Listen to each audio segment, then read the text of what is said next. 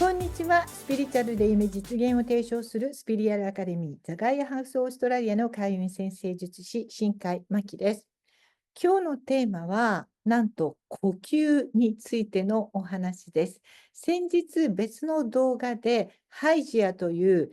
健康をね表す小惑星がコロナの頃と同じ双子座の場所に5年半ぶりに戻ってきましたというお話をしました。そして実は双子座のハイジアっていうのは呼吸器系の体、健康のテーマが強くなるということで、コロナの時もまさにそういうイメージ皆さん持たれていると思うんですけれども、このタイミングでより呼吸についてとてもね興味を持つ方たちが増えているので、今日はその動画を撮りたいと思いました。で、もともと皆さん瞑想とかヨガとかマインドフルネスとかいろんなスピリチュアルの実践をねしている方はその大体中枢核にあるのは呼吸法だということを知っている方は多いと思うんですけれども、実は私たちがはるか太古の昔アトランティスの時代には全く違う呼吸の仕方をしていたという説があるらしいんですね。そのアトランティスの人たちはエネルギーフィールドっていうものと呼吸をしていたと言われています。なので肺だけで呼吸するのではなくて、自分自身の電磁波も含めた電磁気的なエネルギーフィールド、その全体で呼吸をしていた。で、このエネルギーフィールドは今現代科学でもバイオフォトンとか電磁波とか聞いたことがあると思うんですが、こういうふうな、言葉で一部解明され始めていて、人間を取り巻く見えないエネルギー体があるということはもう科学でもだいぶ分かっている。で、特にバイオフォトンは生物の生命活動に伴うすごく微弱な光で、でも生命活動に関係している。細胞間の情報伝達とか、生体機能の調節とか、健康状態の評価、いろんな役割を果たしているというふうに考えられているので、日本でも化粧品会社の資生堂さんとかですね、このエネルギーを測定して解明することによって化粧品の開発、特にほら、例えば日焼け止めとか、微細なエネルギーがどういうふうに働いているのかという、この開発にね、取り組んでいると言われています。で、このバイオフォトンの測定技術は今すごく進歩しているから、いろんな分野で今後も応用されていくんじゃないかと思うんです。そうすると、今まで微細すぎて見えないエネルギーとして私たちが片付けていたものを測定できる。で、測定できるということはもはや見ているのと同じ。そうなっていったときにアトランティス時代の呼吸法も全て解明されていくかもしれません。つまり空気だけじゃなくて宇宙的な情報とか高次元の何か波動も含めて呼吸でエネルギーを取り組んで生きていたと。だからアトランティス時代は物を食べなくても生きていられたみたいな感じでしょうか。ということが証明されていくということじゃないかと思います。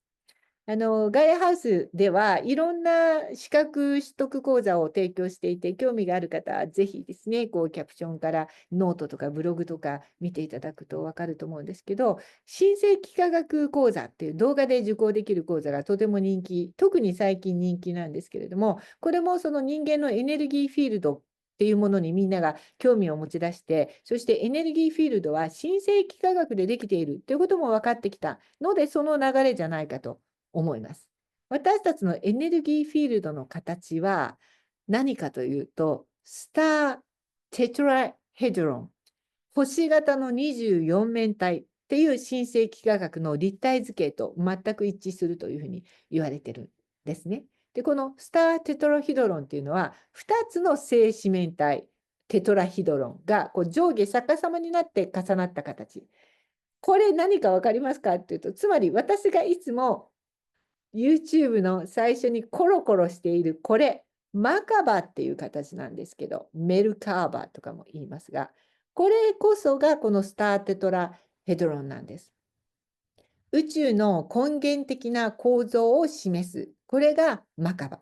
この世界に存在するすべてのエネルギーの光の乗り物です。どう見せたら分かりやすい。なので私たちはこのでっかいマカバの中に乗って、輪廻転生を繰り返して移動しているし、私たちのこのボディの今世で借りているこの体の一番内側にはこのマカバが入っているというふうにも言われています。つまり私たちの本質っていうのはこのマカバで幾何学的な光の存在であるという意味なんですね。で、本来はそのフィールド全体で呼吸して宇宙とつながっていたので、そこからエネルギーを全部受け取っていたということなんです。で、それが今再び注目されているということですね。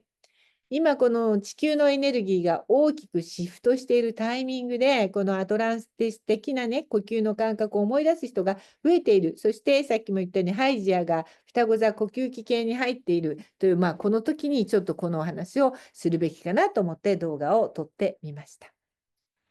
魂の中心にあるもの、そして私たちの乗り物である。これがマカバエネルギーです。だから地球に生きている私たち、人間としてのこのエネルギーは、なんかどんどんこのマカバから離れていってしまって、つながりが起伏になってしまっている。そうなると、息が浅くなるとか、呼吸が浅い人とか、止まっている人が多いとか、最近携帯とか見てるときって息を止めていたっていうことに気がつかないっていう人も多いですよね。で、そうするとまた疲れやすいとか、地に足がつかない。そう感じている人は多分自分の電磁気のフィールドが弱っていて、マカバと離れてしまっているっていうことだと思うんです。なので、そんな方にお勧めしたいのが、実はマカバをイメージしながらの多次元呼吸法というものがあります。で、本当のアトランティスの頃の呼吸法を私たちは今はできない。私たちはやっぱり今のところまだご飯を食べないと生きていけないけれども、でももう一度マカバにつながるためにはこれで十分だという呼吸法があります。で、ちょっとここは宣伝になりますが、これはですね、私がクリスタルショップを経営してますので、もうこんな巨大な水晶をサプライヤーと契約して借り取っていて、私の言う形通りに削ってもらって販売してるんですが、日本でも日本からも買えるので気になる方はオンラインショップの方を見ていただくと、これがこのサイズなんです。私の記憶にある限り、私たちはみんな同じこのサイズのマカバで生まれて宇宙空間に漂っていて、そこに宇宙から魂の才能や、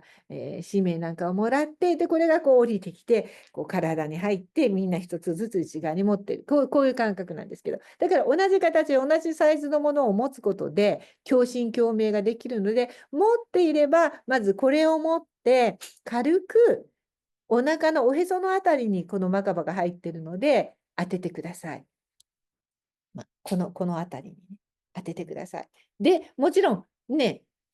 持ってない人が多いので、だからこの動画で見ているだけでもビジュアライズから入っていくから、だから皆さんにこれを見せようとしたんですね。なんかちょっとだからこうやって置いておきますか。このマカバを今皆さん見えてますよね。これでビジュアライズできますよね。持ってる人は持つのが一番いいんですけど、持ってない人は今これをじーっと見るだけでいいです。もうすごく簡単です。このマカバをずーっと見て、息を吸うときに、この同じマカバが自分の内側に、おへそのところにだからあると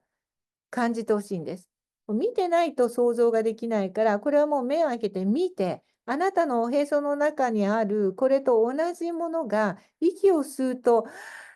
ずーっとそこが膨らんでいって、この若葉がだんだん大きくなって光で満たされていく。そしてその境目がもう分からなくなっていくのを感じてください。そして息を吐くときには、ファーッと自分の体から不要なエネルギーが光となって外に広がるのをイメージしてください。もうこの繰り返しです。息を吸うたびにこのマカバに光が当たり、だんだん大きくなって光でいっぱいになっていく。そして吐くときに体から必要のないものが出ていく。私たちは何を入れるかよりも実は何を手放すかの方が大事なので、こういう呼吸法になります。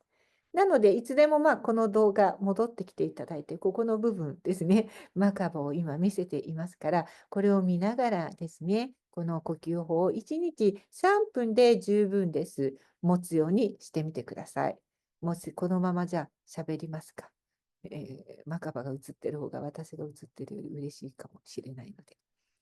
で、この呼吸法に続けることで、心がだんだん静まって、呼吸が浅いところから深くなっていくし、まず真っ先に起こることは直感が冴えていく。で、自分の内側のマカバと離れてしまっていた自分が元につながりを戻してくるので、自分の軸が持っている、整っているという感覚を持つ人が増えてくると思います。アトランティスの知恵は決して現像ではないと私は思っています。実際にあった話。これまでもいろんなブログの方でですね、実はこういう話を書いてます。量子力学とか電磁場、フラクタル構造。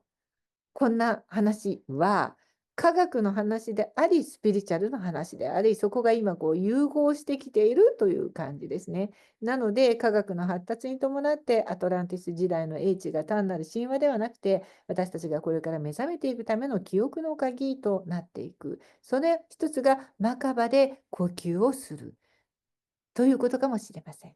なので、ぜひ皆さんもこのマカバの形を想像しながら呼吸をするという習慣をつけてみてくださいませ。では最後にまたやっぱり宇宙からこれも降りてきたセプタグラムソウルジャーニーリーディングのカードから一つメッセージを受け取って、今日これを見ている皆さんに何か共通の必要なメッセージをください。これだ。じゃあ1枚で。数日ずつのカードもここに入ってるんですけど、10という、これはとてもグランディングの数字なんですね。1と0が一緒になった数字が10です。0っていうのは、あの世とこの世の境目、私たちが生まれてくることと輪廻転生の旅に出ることとの境目を表しています。つまりリセット地点なんです。1は始まり。私たちはいつでもこのリセット、呼吸をすることによってリセットしていつでもやり直すことができる。ストレスがいっぱいいっぱいの毎日、その続きで明日を受け取ってしまわないように、ぜひ寝る前、朝起きた時にマカバ呼吸法でリセットして毎日新しい人生を始めてみてください。ということではないかと思います。ということで素敵な一日を。